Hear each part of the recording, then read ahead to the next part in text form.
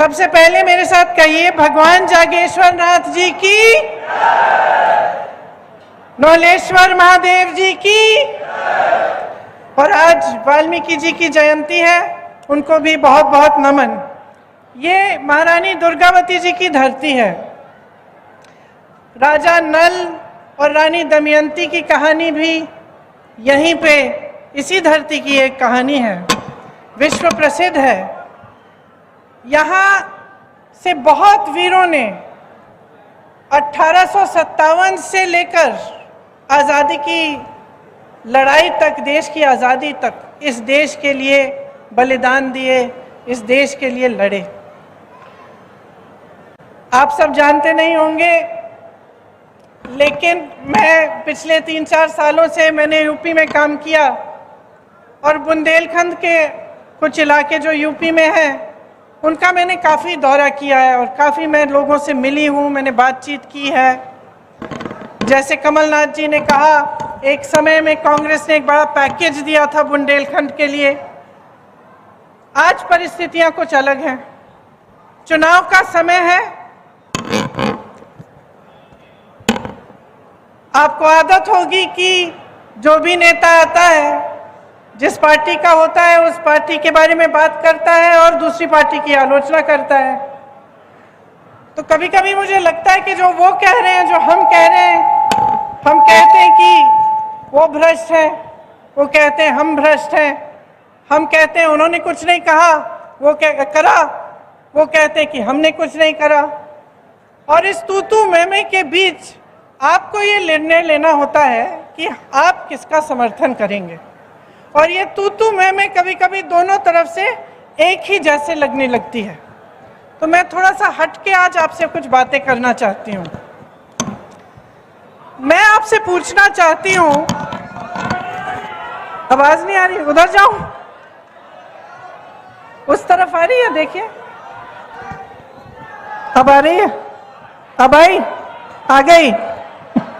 तो इधर से बोलूं, उधर से बोलूं? चेक करिए, चेक करिए, यहीं से बोलूं? अब आ रही है? थोड़ा जोर से बोलूंगी।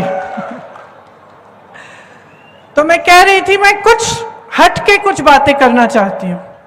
मैं आज ये सवाल उठाना चाहती हूं कि आप जनता हैं इस देश के, प्रदेश के, आपकी क्या उम्मीद है राजनीतिक दल से, नेताओं से, सरकार से?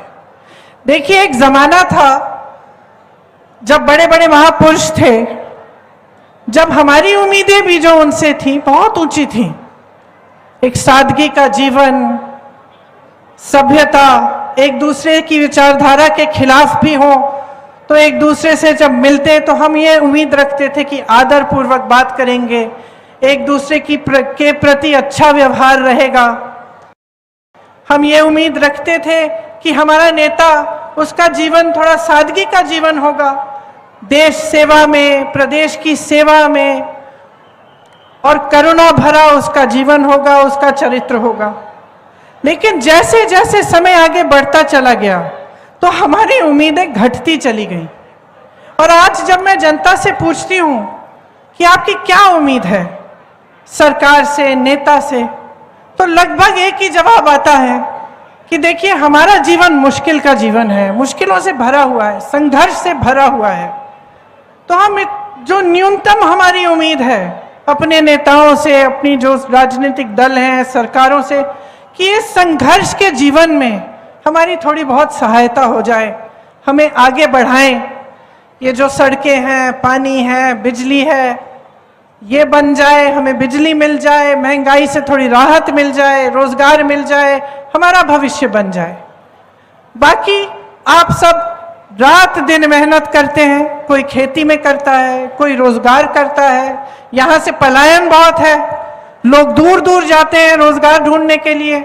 जो दूर जाते हैं अपने परिवारों को छोड़ के जाते हैं, दिन रात काम करते हैं, पैसे भेजते हैं घर। किस लिए? ताकि आपका भविष्य मजबूत बने। और आपकी उम्मीद यही रहती है कि जो भी सरकार आए, इस भविष्य को मजबूत बनाने में, आपके जीवन के निर्माण में वो आपके साथ भागीदार हो और आपकी मदद करें। लेकिन परिस्थितियां कुछ अजीब सी बन गई हैं।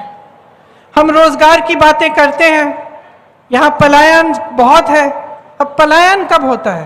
पलायन तब होता है जब अपने इलाके में, अपने जिले में, अपने प्रदेश में कम रोजगार मिलता है। तभी इंसान सोचता है कि भाई यहाँ मेरा कुछ बन नहीं रहा है, मैं शहर में जाके कुछ काम करता हूँ, हो सकता है कि कुछ बन जाए। तो पलायन किस लिए हो रहा है? क्योंकि रोजगार आपको मिल नहीं रहे। और रोजगार क्यों नहीं मिल रहे हैं? आपने कभी सोचा है कि 45 सालों में सबसे ज्यादा बेरोजगारी आज है हमारे देश में। यहाँ मध्य प्रदेश की जो सरकार है, पिछले 3 सालों में इन्होंने 21 रोजगार दिए हैं। 21 रोजगार। अगर इतनी बेहाल स्थिति नहीं होती तो हास्य स्थिति होती कि एक सरकार जिसके पास सत्ता है, जो 18 सालों से सत्ता में है, वो मात्र 3 सालों में मात्र 21 रोजगार दे रही है। आप पुलिस वाले हैं, आप ध्यान से मेरी बातों को सुन रहे हैं। कितनी सरकारी नौकरियां खाली पड़ी हैं, कितने पद खाली हैं। यहाँ मध्य प्रदेश में जो स्वास्थ्य की व्यवस्था है उसमें देखिए, तमाम डॉक्टरों के पद खाली हैं। नौजवान हैं पढ़े लिखे, ऐसे नौजवान हैं जिन्होंने काम किया है, जिनके माता पिताओं ने बचत करके उनको मुश्किल से पढ़ाया लिखाया है, डिग्रियां हैं, भर्ती की प्रतीक्षा भर्ती की जो टेस्ट है वो भी किए हैं, लेकिन भर्ती नहीं होती। यूपी में मैं तो ऐसे लोगों से मिली हूं जिन्होंने 6 बार एग्जाम दिया क्योंकि घोटाले हो रहे हैं उसमें।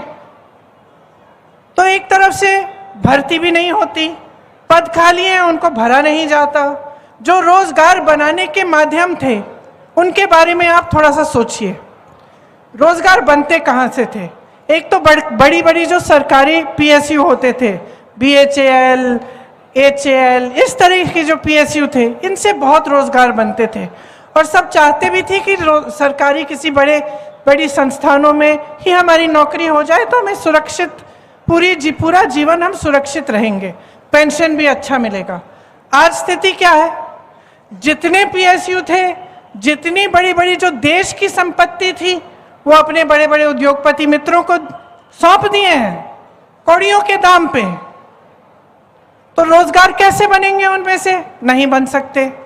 अब छोटी दुकानें, छोटे उद्योग, जैसे मैंने यहाँ रास्ते में बहुत सारी देखी और मैं देख रही थी कि छोटी छोटी दुकानें हैं। आपने इन दुकानदारों के, इन छोटे उद्योगपतियों की कमर तोड़ रखी है। पहले आप नोटबंदी लाए, नोटबंदी से इनका नुकसान हुआ, उसके बाद कोरोना आया, कोरोना में शायद हमारे ही देश में किसी को राहत नहीं मिली होगी।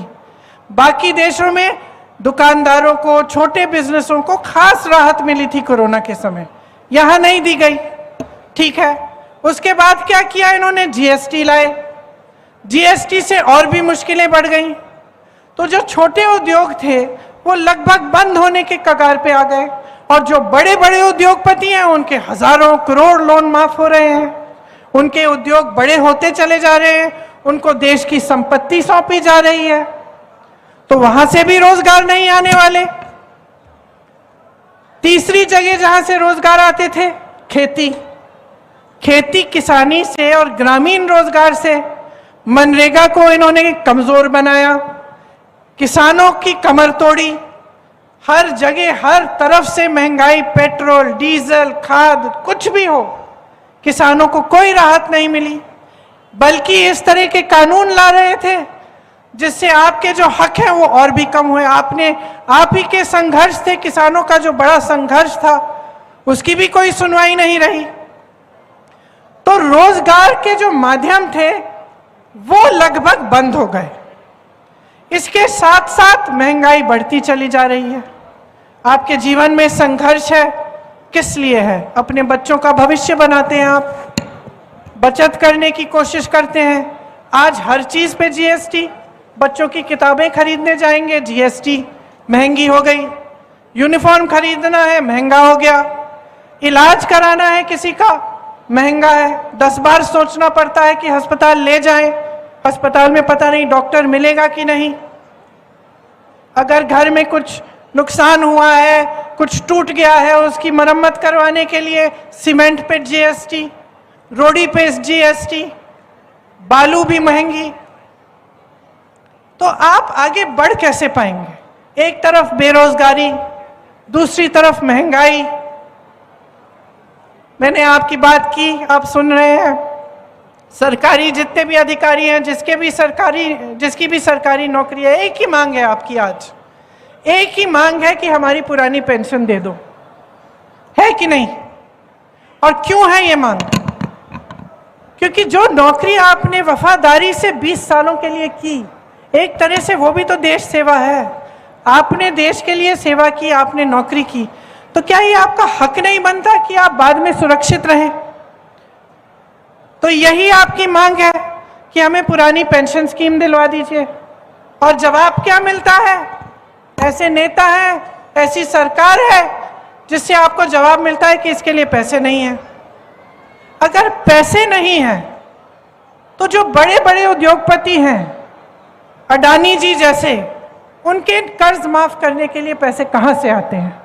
हजारों करोड़ रुपए आपने उनके माफ किए, देश की संपत्ति आपने उनको सौंप दी।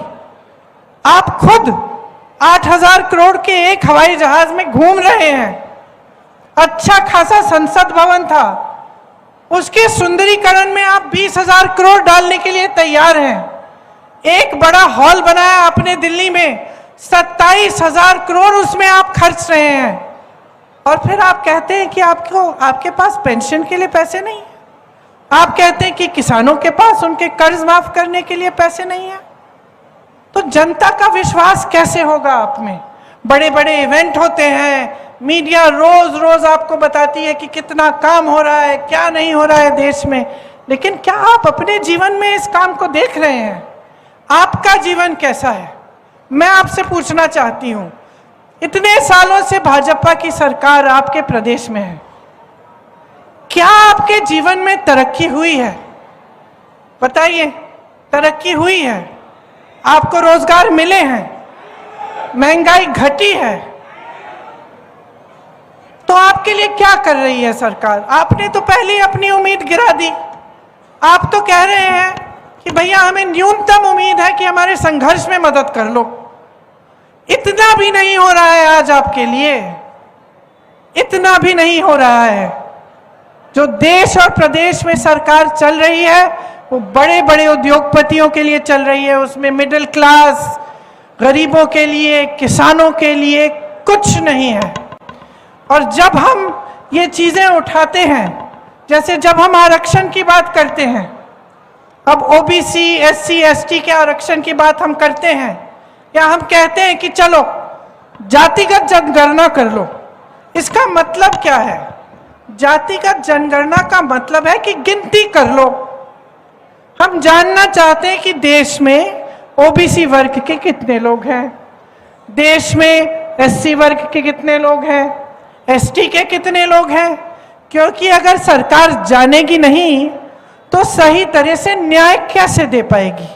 जब हम आरक्षण की बात करते हैं, जब हम रोजगार देने की बात करते हैं, चलिए ये भी छोड़िए, जब हम ये बात करते हैं कि हमें ओबीसी वर्ग के लिए कोई ऐसी योजना बनानी है जिससे आप मजबूत बनेंगे, जैसे आप ये सारे काम करते हैं, इनको मजबूत करने के लिए, आपको थोड़ी सी सहायता देने के लिए हम योजना बनाना चाहते हैं।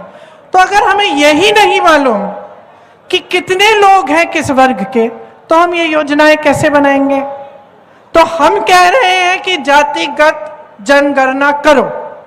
बिहार में की गई है, एक गिनती की गई है, उसके तहत 84% जनता, आधे से बहुत ज्यादा एससी, एसटी और ओबीसी निकली। अब आप अगर देश में देखें तो जहां जहां ऊंचे पद हैं, बड़े बड़े उद्योगपतियों को देखिए, मीडिया के जो बड़े बड़े चैनलों के जो सबसे ऊपर सबसे हेड है उनको देखिए, आप सचिवों को देखिए सरकार के, आप यूनिवर्सिटीज के वाइस चांसलर्स को देखिए, तो आपको पता चलेगा कि ये प्रतिनिधित्व आज नहीं है।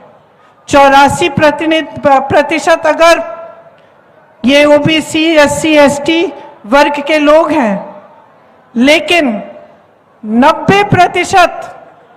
90% से ज्यादा आपको मिलेंगे कि इन वर्गों से नहीं है, जो इन बड़े बड़े पदों में हैं। तो न्याय की बात है, न्याय की बात है कि अगर 84% इस वर्ग के हैं तो कम से कम उनको भागीदारी मिलनी चाहिए, उनका प्रतिनिधित्व न्यायपूर्वक होना चाहिए। लेकिन आप तो गिनती करने के लिए तैयार नहीं है। लेकिन हम कहते हैं जातिगत जलकर ना करो, ये लोग मौन हो जाते हैं, चुप हो जाते हैं। लेकिन बड़े बड़े इवेंट करते हैं कि हम ओबीसी को बढ़ाना चाहते हैं आगे, हम ये करेंगे वो करेंगे, बड़ी बड़ी घोषणाएं करते हैं। जब हम कहते हैं गिनो भाई कितने हैं, गिनना नहीं चाहते। महिलाओं को देखिए, महिलाओं को आरक्षण कांग्रेस पार्टी ने दिए 33%, इसलिए गांव गांव में आज महिलाओं का प्रतिनिधित्व है।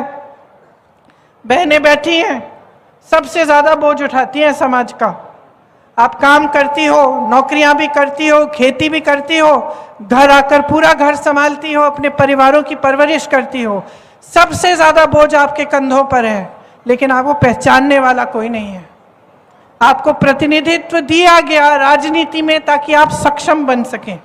आपके लिए तरह तरह के कार्यक्रम और योजनाएं बनाई गई। ये लोग कहते हैं हमने महिलाओं को 33% आरक्षण दे दिया, खूब बड़ा सारी मीडिया ने बताया कि आरक्षण दे दिया, बिल पास हो गई, मोदी जी के बारे में क्या क्या अच्छी बातें की। पता चला ये आरक्षण 10 सालों के लिए लागू ही नहीं होगा। तो सच्चाई कुछ है और इवेंटबाजी कुछ और है। जो आप होर्डिंग्स में देख रहे हैं, जो आप मीडिया में देख रहे हैं, टीवी पे देख रहे हैं, ये आपको बताया जा रहा है कि एक बहुत सुनहरा दौर आ गया है हमारे देश में। तो ये सुनहरा दौर आपके घरों में क्यों नहीं है? ये सुनहरा दौर जो इस देश में फैला हुआ है आपके घरों तक क्यों नहीं पहुंचा? आपके दरवाजों तक क्यों नहीं पहुंचा? आप क्यों जूझ रहे हैं? आप क्यों परेशान हैं? आप क्यों गरीब के गरीब रहे हैं? यहां आज भी पानी की किल्लत क्यों है? यहां से लोग पलायन क्यों कर रहे हैं? जो आपकी मांगे हैं कि महंगाई से राहत मिले, हमारे बच्चों को रोजगार मिले, शिक्षा के लिए अच्छी सुविधाएं बने, स्वास्थ्य की सुविधाएं बने, ये पूरी क्यों नहीं हो रही हैं? और क्या बहाना है कि 18 सालों से सरकार में रहे हैं और आज तक ये सब काम नहीं कर पाए? तो देखिए, असलियत आपके सामने है, सच्चाई आप जानते हैं।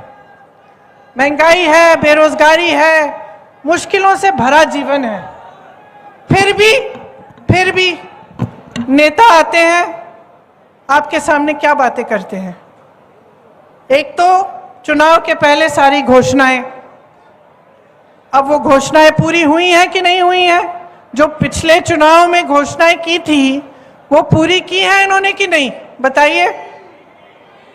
उन्होंने क्या कहा था? इससे पहले वाले चुनाव में शायद बोला था कि लाखों रोजगार देंगे, फिर 2018 में बोला 10 लाख रोजगार देंगे। पिछले 3 सालों में 21 रोजगार दिए हैं। तो छोड़ दीजिए कौन सी पार्टी के हैं, मैं इसलिए आलोचना नहीं करूंगी क्योंकि भाजपा के हैं। ठीक है, भाजपा के हैं। अरे भाई जवाब दे तो बनाइए इनको, कौन बनाएगा इनको जवाब दे? आपने एक ऐसा सिलसिला शुरू करवा दिया है इस देश में जिसका नुकसान आप भुगत रहे हैं और आपको इसके बारे में एहसास नहीं हो रहा है। सिलसिला क्या है कि जो नेता है वो समझ गया है कि चुनाव के समय खोखली घोषणाएं कर लो, धर्म की बात कर लो, राजनीति में धर्म चलाएंगे तो चलाएंगे चुनाव के समय, जाति की बात कर लो और नैया पार हो जाएगी। काम करने की कोई जरूरत नहीं है। अभी मैं छत्तीसगढ़ गई थी, मैंने छत्तीसगढ़ के मुख्यमंत्री जी से पूछा आपका चुनाव कैसा चल रहा है? कहते मेरा तो ठीक है, मैं जीतने वाला हूं। मैंने कहा आप बड़े कॉन्फिडेंस से कह रहे हैं? कहते हाँ कॉन्फिडेंस से कह रहा हूं, काम किया है मैंने जनता की संपत्ति जनता के जेब में डाली है, मैंने ग्रामीण रोजगार बनाए हैं। उन्होंने कहा ग्रामीण रोजगार बढ़ाए हैं छत्तीसगढ़ में खेती के में रोजगार बढ़ रहे हैं, लोग किसानी में वापस आ रहे हैं। विश्व प्रसिद्ध बना दिए हैं उन्होंने। जो इलाके पिछड़े पिछड़े थे, बड़े बड़े कारखाने वहां खुलवा दिए हैं।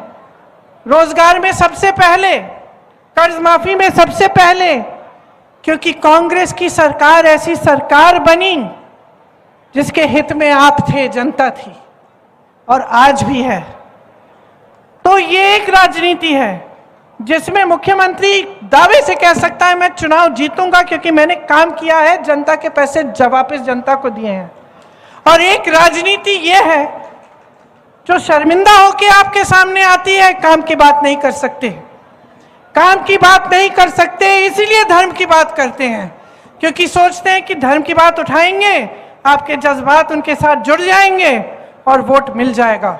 ये सिलसिला बंद करो। इससे आपका नुकसान हो रहा है, किसी बड़े नेता का नुकसान नहीं होता, किसी रईस उद्योगपति का नुकसान नहीं होता। उनके तो बच्चे बाहर पढ़ते हैं सारे,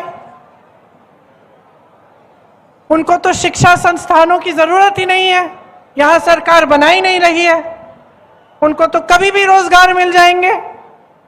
नुकसान आपका हो रहा है क्योंकि आप जवाबदेह नहीं बना रहे हो नेता को।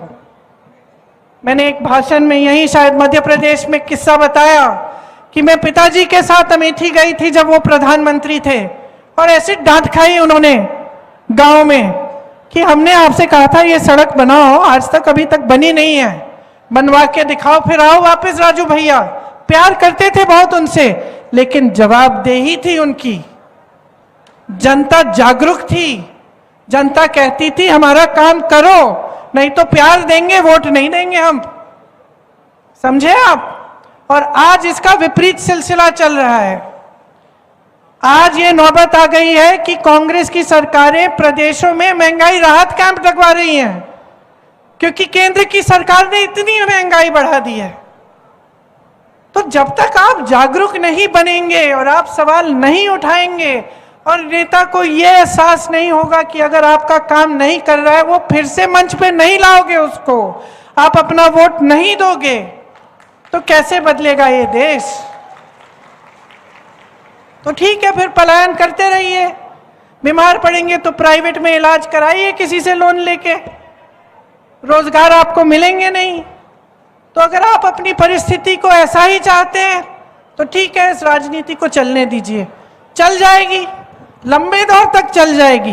क्योंकि अगर आप अपने जज्बात और धर्म को राजनीति से जोड़ के रखेंगे तब तो ये चलती चली जाएगी। मैं तो ऐसे घरों में गई हूँ गांव में कि मैंने पूछा कि दीदी बिजली नहीं है, पानी नहीं है, टूटी में से कुछ निकल नहीं रहा है, आप मुझे कह रही हो कि बच्चों को खाने का नहीं है, फिर भी आप कह रही हो कि वोट आपका धर्म के आधार पर डलेगा। लेकिन ये विधायक जिसको आप वोट दे रहे हो, जो हर बार आके आपके सामने धर्म की बात करता है, इसने तो आपकी सड़क की मरम्मत भी नहीं की है, कुछ नहीं किया आपके लिए। तो कहती है कि हाँ सही कह रही हो दीदी, अब मैं सोचूंगी। तो मैं यही कहने आई हूं कि अब सोच लीजिए। 18 साल हो गए हैं, 5 साल सामने हैं, 5 सालों में बच्चे बड़े होने वाले हैं, स्कूल जाना है, यूनिवर्सिटी जाना है, जाना पड़ेगा, रोजगार चाहिए, भविष्य बनाना है। तो ये 5 साल बहुत ही महत्वपूर्ण है, हल्के में मत लीजिए। ये मत सोचिए कि चलिए एक और चुनाव है वहीं डाले देते हैं जहां पिछले 18 सालों से डाल रहे हैं हम। गलत बात है। ये आपके भविष्य को बनाने वाला चुनाव है। आपके सामने कांग्रेस के जितने भी नेता हैं उन्होंने सारे जितनी भी गारंटीज हैं आपको बताई हैं। अब मैं कहती हूं, मैं भी पढ़ के सुना दूंगी कौन सी हैं, लेकिन मैं कहना चाहती हूं कि आप ये देखिए ना कि कांग्रेस के प्रदेशों में ये क्या जो गारंटी है ये लागू है कि नहीं। कर्नाटका में ओपीएस लागू है, राजस्थान में लागू है, छत्तीसगढ़ में लागू है, हिमाचल प्रदेश में लागू है, मिल रहा है पुराना पेंशन। ये घबराहट नहीं हो रही है कि मेरे पैसे किस चीज में डाल दिए कि अगर कुछ गड़बड़ हो जाए तो मेरी सारी मेहनत, सालों की मेहनत गवा देंगे। ये घबराहट नहीं है। इन प्रदेशों में महिलाओं को पैसे मिल रहे हैं चुनाव के पहले नहीं, कि चुनाव 18 साल से सरकार चल रही है, चुनाव के 2 महीने पहले कह दिया लाडली स्कीम बना दी, तो फिर 18 सालों के लिए क्यों नहीं दिए ये पैसे? ये लाडली स्कीम आज क्यों लाए हो? और क्या समझ रखा है, क्या समझ रखा है महिलाओं को कि अकल नहीं है हमारी? क्या समझ रखा है कि हमें आप कुछ नहीं दोगे, हमें आप सुरक्षित नहीं दोगे? यहाँ हर रोज 17 बलात्कार हो रहे हैं, हमें सुरक्षित नहीं रख पा रहे हो, हमें पढ़ाओगे लिखाओगे नहीं, हमें रोजगार नहीं दोगे, और चुनाव के 2 महीने पहले कह दोगे लो लाडली स्कीम ले लो, 1500 रुपए पकड़ो वोट दो। क्या समझते हैं कि महिलाएं सोचेंगी नहीं, कि महिलाएं जागरूक नहीं है? मैं बताना चाहती हूं इनको, सबसे जागरूक महिला होती है, सबसे जागरूक, क्योंकि महिला को मालूम है कि कितना संघर्ष है जीवन में। महिला अपने बच्चे के लिए कुछ भी कर लेगी, चाहे किसी भी घर की महिला हो, अपने बच्चों के लिए कुछ भी करेगी, मेहनत करेगी, कमर तोड़ मेहनत करेगी, जी तोड़ मेहनत करके धूप में पूरे दिन खेती करेगी। इसीलिए वो जागरूक है, इसीलिए वो समझती है कि ये फुसलाने वाली स्कीम है, और वो देखेगी कि क्या कांग्रेस की सरकारों में ऐसी स्कीमें हैं महिलाओं के लिए, किसने आरक्षण वास्तव में दिया है, किसकी वजह से आज गांव में महिलाएं चुनाव लड़ पा रही हैं, पंचायतों में। तो महिला जागरूक होती है, और मैं कह रही हूं बहनों और भी जागरूक बनो। स्कीम्स ठीक है, सारी सुन लो देख लो, लेकिन वोट जो है ना अपने भविष्य, अपने बच्चों के भविष्य के लिए डालो। और इसमें आपका कर्तव्य बनता है कि सोच समझकर अपना विवेक का इस्तेमाल करो। देखो क्या क्या है ये गारंटी, कहां कहां ये लागू हो रही हैं। अब एक लिस्ट है, मैं आपको बता देती हूं क्या क्या है। धान का समर्थन मूल्य आपको 2500 रुपए कह रही है कांग्रेस पार्टी देगी, ठीक है, हमने कह दिया, हम मन से चलेगा और हमने किया नहीं। आपकी क्या गारंटी है कि हम करेंगे? छत्तीसगढ़ में देखो, छत्तीसगढ़ में 2400 रुपए आज मिल रहे हैं धान के लिए। तो देखो क्या हो रहा है, फिर कहो हाँ ठीक है ये सही बात कर रहे हैं, तभी वोट दो अपना, मेरी बातों पे मत चलो। किसान के कर्ज की माफी की बात हम कर रहे हैं, किसान कर्ज माफ किए कमलनाथ जी ने, जब 15 महीनों के लिए इनकी सरकार थी तो किए। तो आपको मालूम है कि चलो इन्होंने करके दिखाया, ये फिर से करेंगे। 100 यूनिट बिजली माफ, 200 यूनिट बिजली बिल हाफ, बिजली बिल माफ की थी इन्होंने। तो जब आप देख रहे हैं कर्नाटका में भी हो रही हैं, तो जब आप देखें कि हाँ इन्होंने करके दिखाया है, इनके प्रदेशों में है, तभी कहिए ठीक है हम इनकी बात मान के वोट देते हैं इनको। तो मैं जागरूकता सिर्फ भाजपा के लिए नहीं मांग रही हूं, मैं आपकी जागरूकता हमारे लिए भी मांग रही हूं। मैं कह रही हूं कि आप जागरूक बनो, हमसे भी सवाल उठाओ, और अगर ये गारंटी पूरी नहीं होगी तो दोबारा वोट मत दो। तो देखिए सब कुछ आपके हाथों में है। गैस के सिलेंडर हमने कहा है 500 रुपए में दिलवाएंगे, अब देखिए ये 1200 रुपए में दिलवा रहे थे, चुनाव आने लगा झट से कम कर दिया। पहले क्यों नहीं किया, पहले कम क्यों नहीं किया? कितने घोटाले, इनसे 220 घोटाले गिनना भी बंद कर दिया मैंने। पहले तो शुरू में मध्य प्रदेश आती थी, गिनती थी, शिक्षा घोटाला, भर्ती घोटाला, सड़कों पे घोटाला, पता नहीं व्यापम घोटाला गिनती थी। अब कहते भैया मुझे ये लिस्ट ही नहीं पढ़ रही, जनता बेचारी भुगत रही है, इतना भ्रष्टाचार है, रिश्वतखोरी से आप परेशान हो, नौकरी लेने जाना है, इलाज कराने जाना है, जहां भी जाना है रिश्वतखोरी। तो अब मैं सिर्फ ये कहना चाहती हूं कि आप अपना भविष्य अपने हाथों में लो।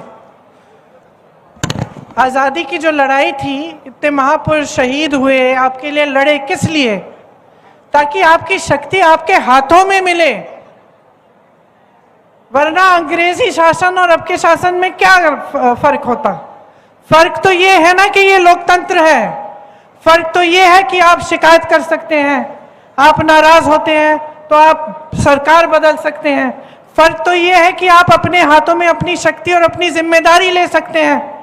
यही तो संविधान ने दिया है आपको, और यही तो सबसे बड़ी चीज है। पूरे विश्व ने देखा कि कैसा आंदोलन चला हमारा, और आज आप आंखें मूंद के उस स्वतंत्रता को आप गवा देंगे क्या? उस शक्ति को गवा देंगे, उस जिम्मेदारी को गवा देंगे जो आपको दी है संविधान ने? मैं तो कहती हूं कि ऐसी सरकारों को गवा दो, ऐसी सरकारों को हटा दो।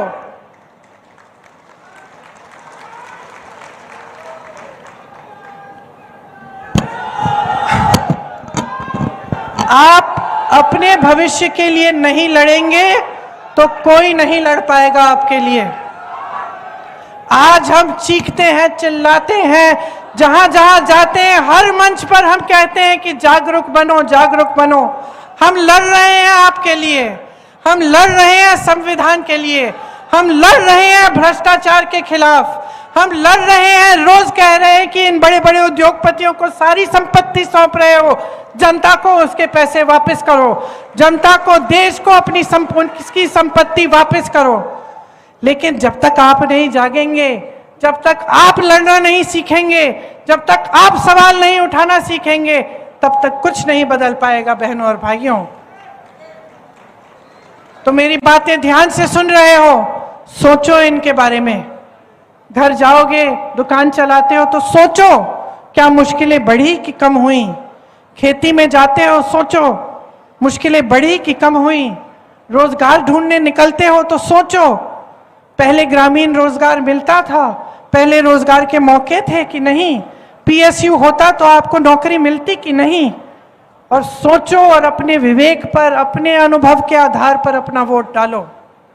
अपने देश को, अपने प्रदेश को, अपने भविष्य को, अपनी आने वाली पीढ़ी को आप बचाओ। यही मैं मांगने आई हूं आपसे, वोट नहीं मांगूंगी। मैं जानती हूं कि जब आप जागरूक बनेंगे, जब आप ये सवाल उठाना शुरू करेंगे, जब आप सोच समझ के अपना वोट डालेंगे, तो इस चुनाव में एक ही जगह आपका वोट जाएगा और वो कांग्रेस पार्टी के पास जाएगा। इसीलिए अब मैं और भी गारंटी पढ़ के सुना सकती हूं, लेकिन आप देख लीजिएगा, सब बताते रहते हैं। आप सोच समझ के अपना वोट डालिए और जो गारंटी है जो हम दे रहे हैं उनके बारे में ठीक तरह से समझिए। यहाँ से पलायन बंद करवाइए, रोजगार के मौके यहीं पे आपको मिलने चाहिए। अपने बुंदेलखंड को मजबूत बनाइए। जिस तरह के पैकेज आपको कांग्रेस की सरकार ने दी थी, और इस तरह के पैकेज फिर से आए आपके प्रदेश में और आपके इलाके में, आपको मजबूत करें। तो बहुत बहुत धन्यवाद। ध्यान से मेरी बातें सुनिए, याद रखना, भूलोगे तो नहीं? बहनों बताओ, याद रखोगे? ये जो स्कीमें हैं ठीक है, लेकिन वोट आपका अपने भविष्य पे डालो, अपनी मजबूती, अपनी शक्ति पे। अब एक बार मेरे साथ जोर से बोलो, जय हिंद, जय हिंद, जय हिंद।